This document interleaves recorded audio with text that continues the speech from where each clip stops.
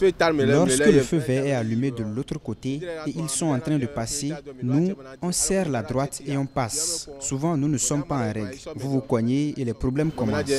Lorsque le feu est rouge et qu'il n'y a aucun danger des autres côtés, tu peux l'appliquer. Ce n'est pas à tous les carrefours qu'on applique la priorité à droite.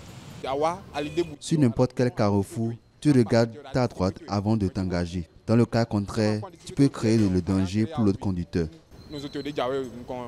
Même quand le feu est rouge, vous êtes à une intersection, si le feu est rouge, vous avez la possibilité de passer à votre droite. De ne pas traverser, mais juste de passer à votre droite pour continuer votre route. Panneau triangle, couleur rouge.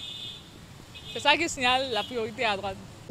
C'est le manque de patience qui occasionne le non-respect des règles de conduite. La patience est une bonne chose, mais on est tous pressés.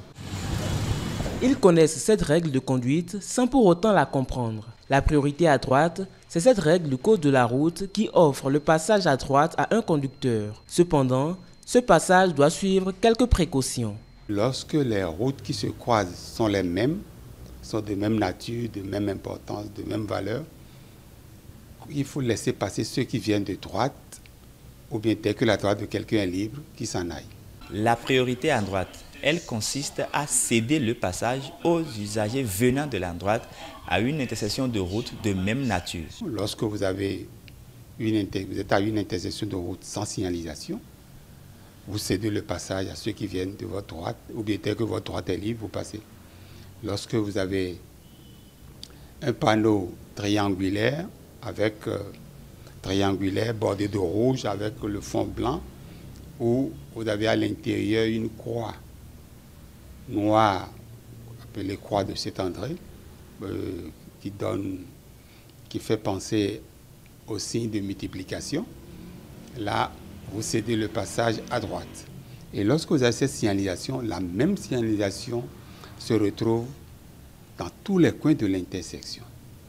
Également, lorsque vous êtes à une intersection de route où vous rencontrez des feux tricolores, où seul le feu orange clignote. Quand le feu orange clignote, vous cédez le passage à ceux qui viennent de votre droite, ou bien dès que votre droite est libre, vous passez. Ou bien lorsque les feux ne fonctionnent pas du tout, vous cédez le passage également à droite.